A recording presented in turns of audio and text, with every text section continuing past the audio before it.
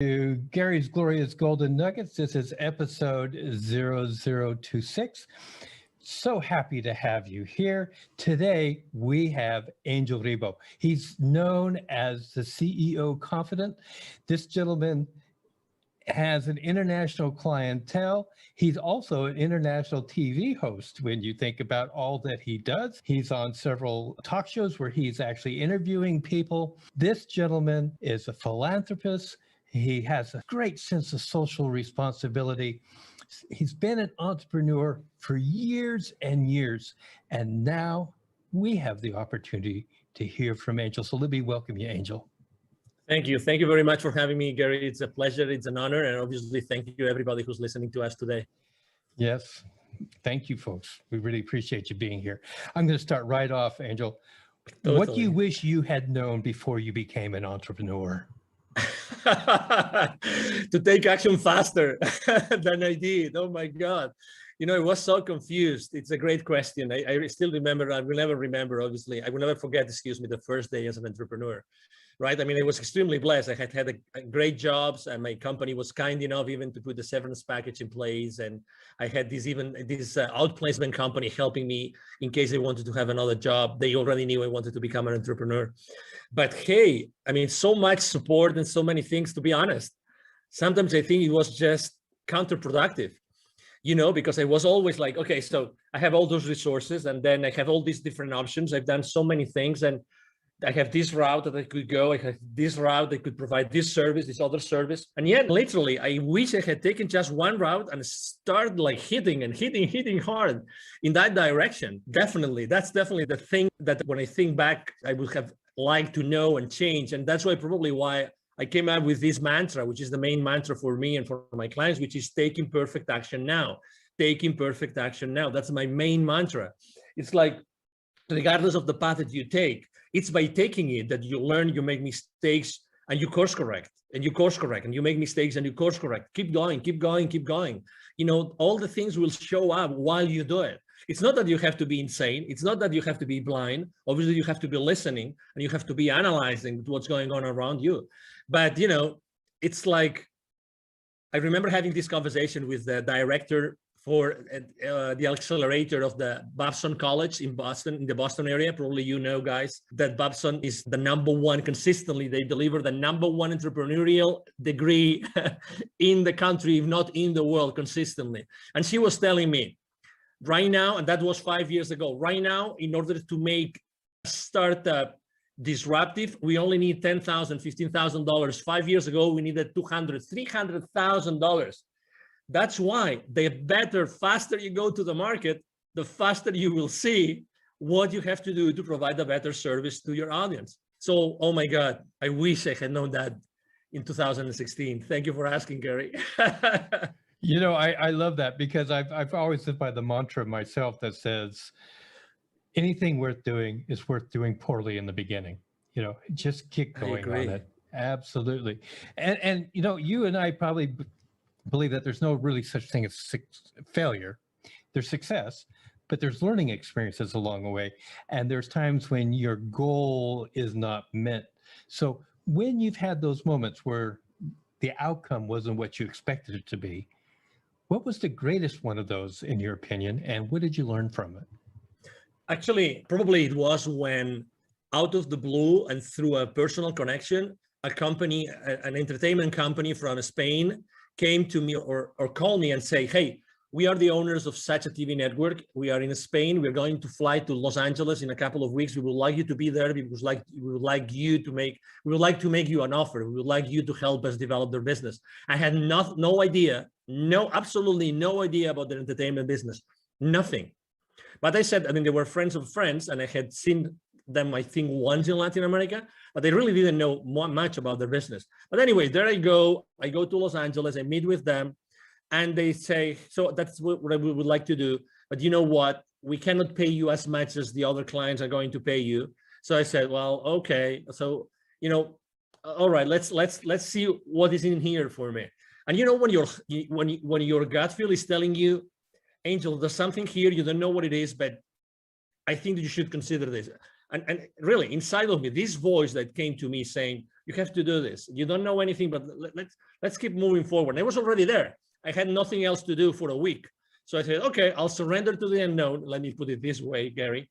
And and then they go, well, Angel, you know what? Part of your responsibility, if you take this, if you accept our offer, it's going to be that you're going to be sitting on this chair just for a test, and you start interviewing people. I said, what? Yeah, you start interviewing people, and you know, but I don't know anything about these people, nothing. But don't worry, you know, we are here in this, you know, conference, and there's thousands of people. We'll bring you only like, I don't know, maybe 30, 40, 50 in the next 5, 6 days. And we will probably not have time to tell you who they are, but it doesn't matter. You know, we'll sit them down here with you, and we know you're a smart guy. I mean, as much as I like challenges, Gary, you know, I mean, I don't know anything about what this person does, right? And I have no idea of the subject matter. I mean, I have, you know, like really in an uncomfortable place, but let's say, why not? Why not? Why not? Okay, so I started interviewing the first person ever. I will never forget the name of this guy. Very famous guy in the US. His name is Stephen Halpern. He was the first guy developing spiritual music in the country. Everybody knows this guy, right? He was kind enough to be extremely gentle with me. So, but you know what? I started like asking him questions, and I was just so concentrated, so focused on him, that I started asking one question after another. And the only thing I knew is that I didn't want to deceive the audience. So I tried just to make sure that what would the audience ask if they were me? What would they want to know? And you know, we came and going. And at the end of the conversation, Stephen, he might even remember this. This is funny. I am speaking about him today. He said, wow, you did a great interview. Thank you so much. I said, what? Oh, okay, thank you. Thank you very much. Obviously, I would never say, you know, I never recognized to him, right? Like acknowledge that it was my first ever. And the number 5 or 6 was this celebrity from Hollywood, the Michelle Rodriguez, you know, the actress from, you know, the Fast and Furious saga of movies. And you name it. I mean, but guess what? All this, like, you know, discomfort for these many days eventually put me in a place where I said, oh my God, this is a skill that I'm developing that I didn't know that I had.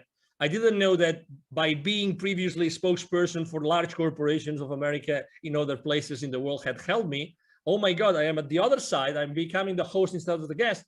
There is something here. There is some, you know, there is value. Why? Because I realized that I can make available to the normal citizen the greatness of my interviewee.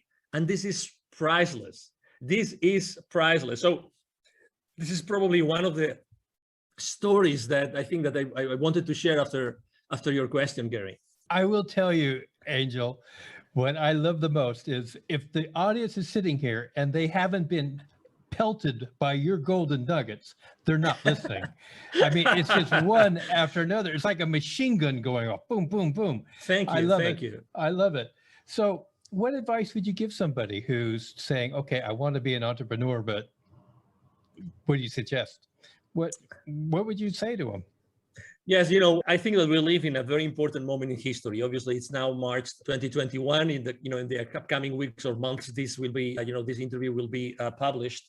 So it's a very important moment in life, and it's not a coincidence that we are living this moment. Okay, so I would like to just make sure that you understand what this means. Okay, so the world is what it is, and we are here, all of us, to play a role, like it or not. Okay, we are playing a role in the new world that we are creating. Okay, so that's number one. Number two, I was blessed enough last year of delivering a couple of webinars to the local, business accelerator communities here in Dallas, Texas, and both were about the following subject, which is pivoting in times of crisis. Pivoting in times of crisis. And after doing those two webinars to the local entrepreneurs and startup CEOs communities, I would say one thing: we all have this incredible talent. We all have this unstoppable divine force inside of us that allow us to provide a unique service to the rest of the world, okay? Nobody has had the same life that you, listener, has had. Nobody. So you are unique. So even if you think, oh, there's going to be so many other coaches, so many other, consultants, so many other people making the same product, not a chance. That's not true. Nobody is able to provide the value, the wisdom, the teachings that you bring to the world just because you have had your own life and you have had your own experiences. That means by default, by definition, that means that there's going to be in the world an audience that is just waiting for you to show up and to give that value to them.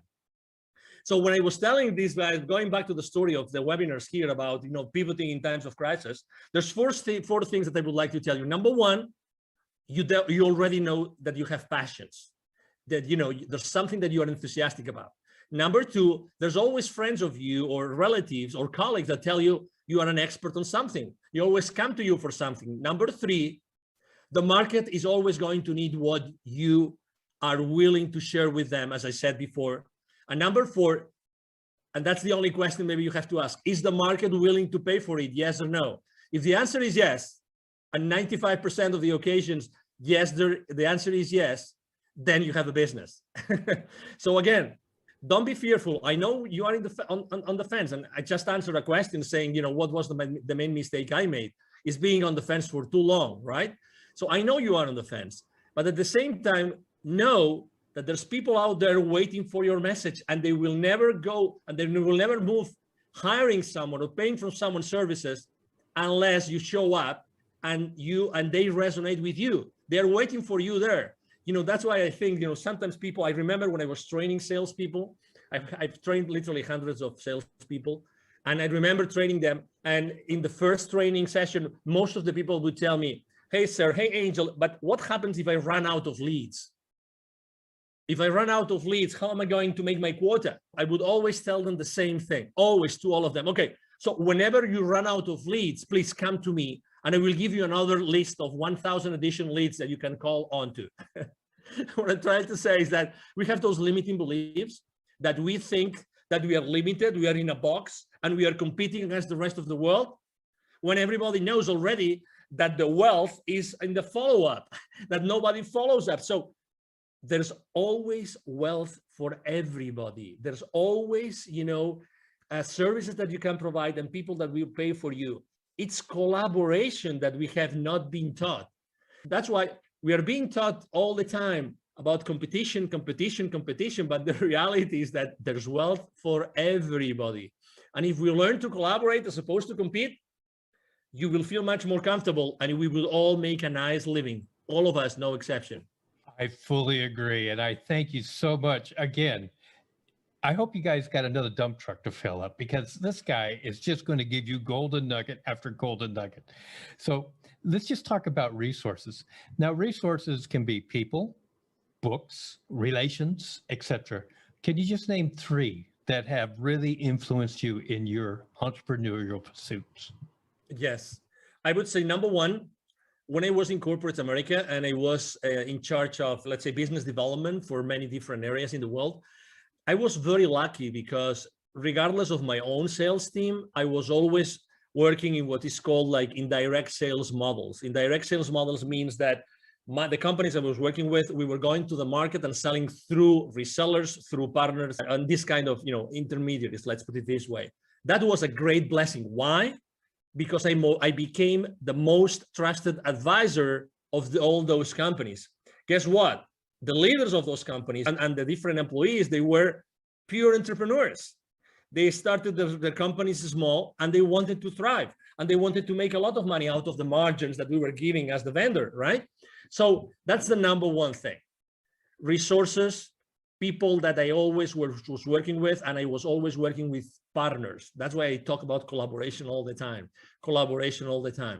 So number one, resource, partnerships, collaborators, resellers, distributors, you name it. Look for something, someone, companies, people that can go to the market, help you go to the market. That's number one. Number two, speaking about books, I'm not going to be very, let's say, very conventional with my answer about books, because I would say that probably the books that have influenced me the most have been more spiritual books than business books. But had I not read this book, and I'm going to mention just one of them, I would have never done what I have done, and I would have never moved from Europe. And it's a book considered, it's a fiction book. It's a history, or excuse me, the story about a series of scrolls and revelations from the Amazonian, forest in Peru. The book is called The Celestine Prophecy by James Redfield. Had I not read that book, which was like, of course, I knew that already, but I would never say this aloud. This is, I would be embarrassed of sharing this with anybody, but I was reading the book and every single page was like, oh my God, yes. Oh my God, yes. I always had this feeling inside, but I never was able to formulate it properly. I was never able to say, oh yes, this is like this. Exactly. So, and why is this book so important? It was so important for me because that's the book that when I finished reading it, I said, I have to go from Europe. I am originally from Barcelona. I was living in the UK at that time. I said, I have to move from Europe to the Americas. I don't know why nor how. It doesn't matter. I'm going to go back to London and I'm going to ask my managers, my supervisors, hey, I would like you to relocate me to Latin America to work.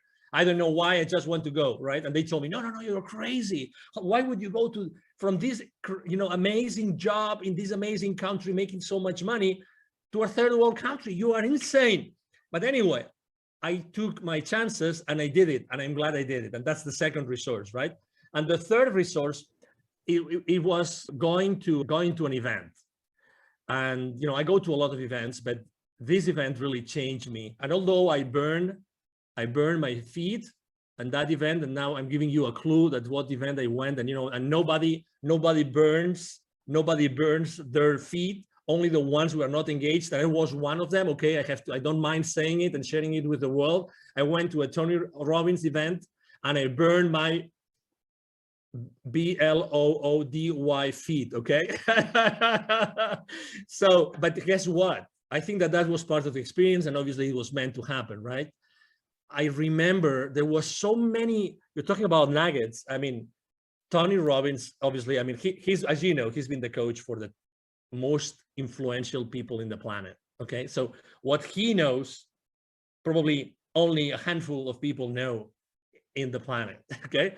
So he was just sharing so many ideas, and the idea for the first time, the idea of, if you want to be really wealthy, that's going to be proportionate to the number of people that you help. And I had never, it seems obvious, right? It seems evident, right? But I had never thought about this in that way, that it's all proportional. So start thinking about how can you do something, provide a service or a product that you are going to be able to scale afterwards, right? Because it's going to be the amount of people that you serve, what's going to define the rest of your, let's say, wealth life. Those three resources, collaboration with partners, this specific book, and going to this specific event, those were three amazing resources that they made Angel Ribo the CEO Confidant that I am today. Well, I'm glad that you hit those resources. And I must admit that in my life, two of those have been experiences for myself without the burnt feet. but let's just move on here. There's a lot of myths about being an entrepreneur. And because they're myths, I'm going to give you an opportunity to just pick one and just bust it right now for our listening audience. Any myth? Probably the first myth that I like to speak about a lot is the imposter syndrome. The imposter syndrome. We all as entrepreneurs at some point, generally in the beginning of our journey, we think that we're not worth it, that nobody's going to hire us, and that whatever we say that we did before, it's just BS, with all due respect to everybody, okay? Because we think that it wasn't enough. We think that nobody's going to hire us because before we had all this powerful machinery, of this large corporation or company, supporting us. And then we think that as soon as we start saying what we did before and try to capitalize and try to show it to the world, it's fake, because it's fake because it was in another setup and it was another system and we were working with another set of goals, but it's not true. It's not true. Again, we are, as I said before, we have treasured inside of us a series of experiences, knowledge, wisdom, which is not comparable with anybody else. And that goes the other way around too. So it means that, we really don't have, and you are not competing with anybody else. So when we have this syndrome that, we think that what we are saying, even though, deep inside of us, we know it's true, we still have this feeling, and we say it like with our, mouth, like semi-shut, you know what I mean? When I read the other day a great quote, I used it for my motivational quotes on social media. I write books to know what I know. I write books to know what I know. And I can tell you, one of the reasons why I accept so many invites from podcasters is because for me to be on a podcast and to be interviewed is such a blessing, because I really get to know what I know. I have to tell you, and I can tell you a very interesting story. The other day, I was interviewed by a young guy from Bangladesh. I was his second guest, okay? And he was intimidated, so intimidated that he made it late to the show, and he was the host, right? When you realize that he was late, not because of any other reason, but when you start talking with him, you realize that there's something there. And I spent literally like the first 5-10 minutes just praising him, just telling him how brave he was, how courageous he was, that I had been in his website and everything. And he was suddenly, I saw him growing. I saw him like becoming the phoenix bird. You know what I mean? This young man, I was his second, and he started asking me questions. And the questions he was asking me were so naive. But you would say, okay, they were naive, so they were not rich. No, because it's not such a thing as a naive question. I phrase it like this, so you realize you know what I mean. But he forced me to answer questions in a way that nobody else had ever forced me to answer. So out of his spontaneity or his, being genuine and naive, actually, we eventually had an incredible interview. I really thank him so much. And obviously I offer my help to him. He's in Bangladesh and he's a very young guy. You never know where the diamonds are going to be buried. You never know that. Never, ever. So it's very human. Going back to the original question, it's very human to have the imposter syndrome. But hey, show up, step up, expose yourself. That's the best recipe I can give you to bust the imposter syndrome that we all as entrepreneurs go through. Show up. Don't be afraid. And if you cannot answer a question, it doesn't matter. Be genuine and say, hey, I haven't got the finest idea of how to answer this question. I will have to think about it. Just that. And it's you. And there's going to be people that are going to say, this guy was strong enough, and he was authentic enough and humble enough to acknowledge that, or he or she obviously wasn't able to answer that question. And that's part of who you are. And again, I'm sure that for the next interview, you will be able to answer this question and many others, because you probably will have done some homework, but I really like this, like as to be busted, because we all go through it. It's a limiting belief, and it's so not true. So not true, Gary. I really appreciate that. And one thing that I know from our brief interactions with each other, you are a master at building other people. You are a master at helping to establish confidence in what people have to offer. So I really appreciate that aspect of you from my point of view. Now, I'm going to change up a little bit, because I'm not going to ask the next question I normally ask. We talked about social responsibility. I'd like you to talk about your point on social responsibility as an entrepreneur. Yeah, there was a time in my life in which I said, if not me, who? And you will understand why. If not me, who? I had this question inside of me, if not me, who? When when I was in Latin America, I lived in Latin America for 10 years, and I was working with Latin America for 15 years. And I was going there so often. I was always dealing with, we were doing consultative selling to large corporations present with their subsidiaries in Latin America. And every time I was going to see their plants, the manufacturing plants, they would typically be in the outskirts of big cities, suburbs, rural areas sometimes. Every time I would go to those places to meet with the CEO levels, to close some deals, every single time outside those plants, there would be a lot of poverty, because that's where poor people live. They live in the outskirts of the cities.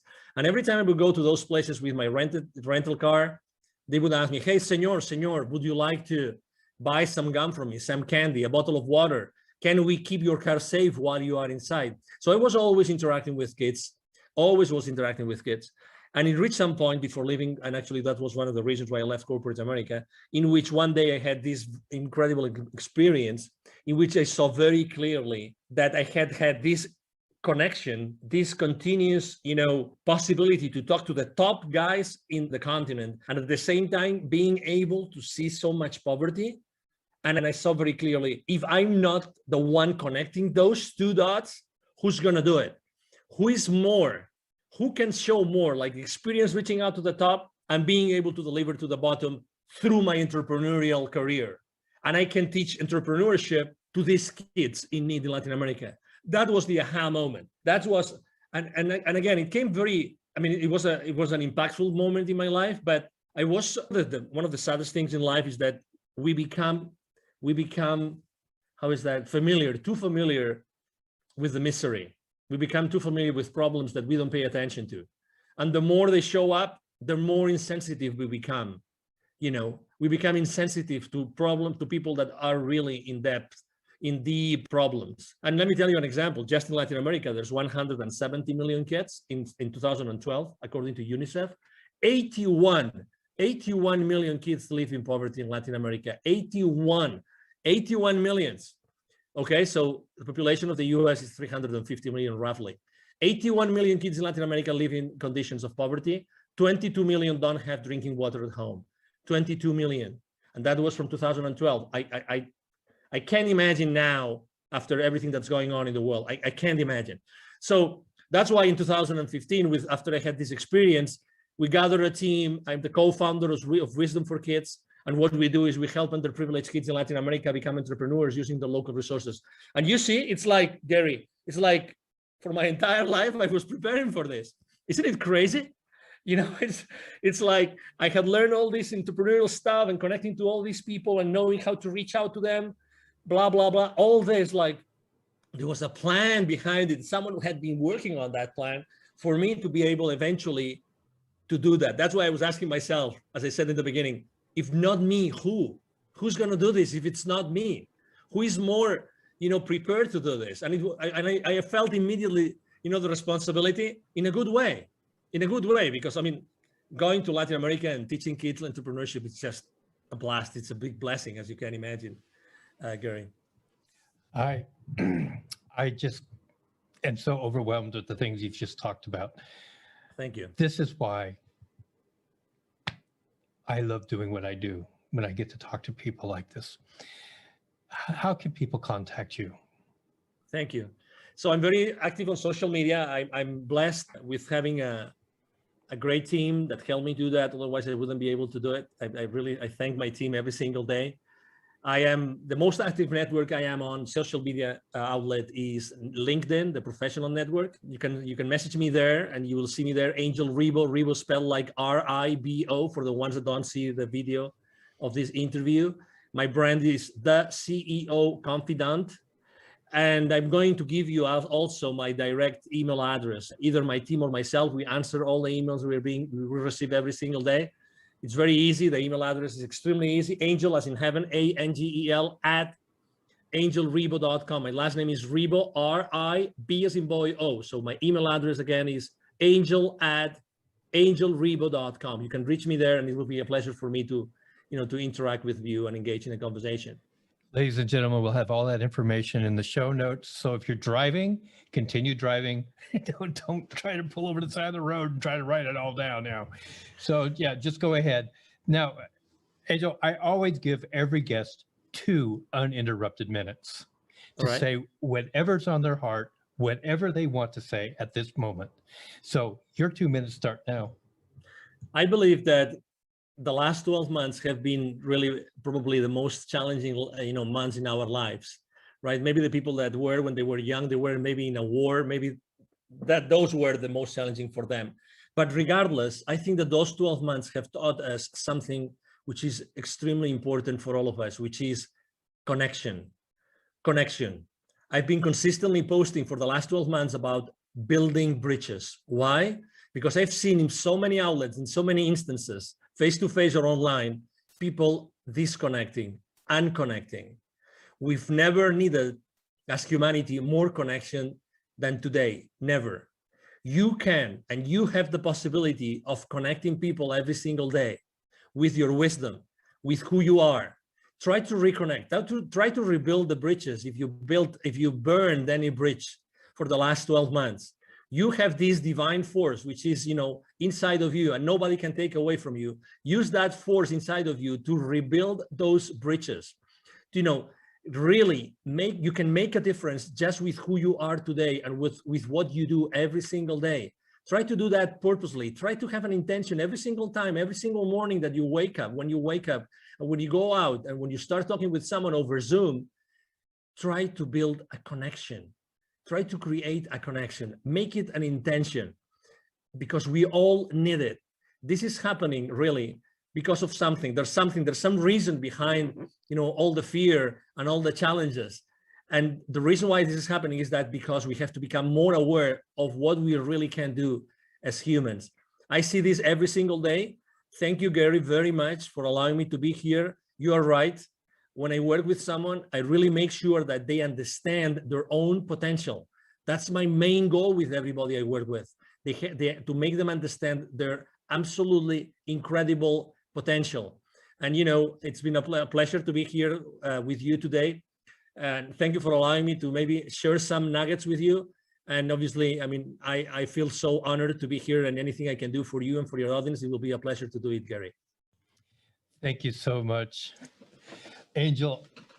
God, I love you, man. You're great. Thank you. Likewise. Ladies and gentlemen, that is going to conclude this episode of Gary's Glorious Golden Nuggets. If you've enjoyed the show and you haven't subscribed yet, please do subscribe.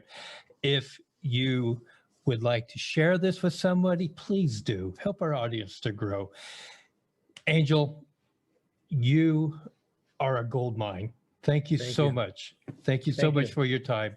Absolutely. God bless.